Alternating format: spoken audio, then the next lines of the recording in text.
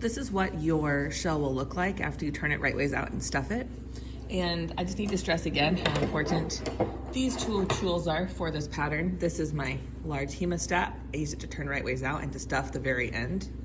This is my smaller hemostat. I used it to turn and stuff the smaller pieces of this pattern.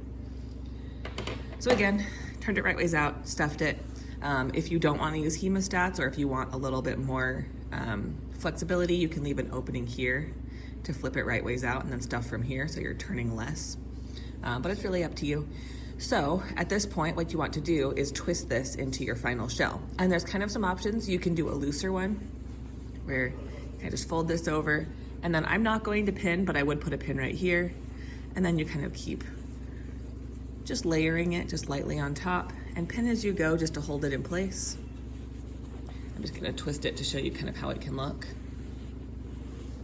So kind of twisted it around, and once you have a shape that you like, just kind of put pins at the joints on each side, and that will just hold it in place until you hand stitch it. This little end, I like to just leave maybe 2 inches unstuffed, and then you can kind of fold it in so you don't have a raw edge.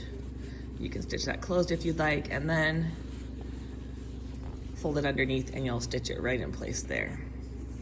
So that's what like the looser shell will look like. I'm gonna do a tighter curl on this one. So it's the same process, you just curl it more over the top. So again, just put that there, and then instead of having a lot sticking out, you have just a little bit. And if you keep twisting it,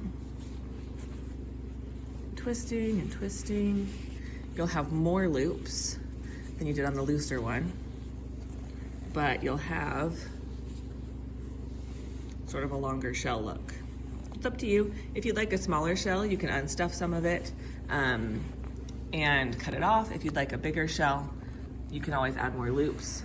So again, that's kind of some options of how to do the shells. I'm going to pin this, and then I'll come back and show you how to stitch it in place.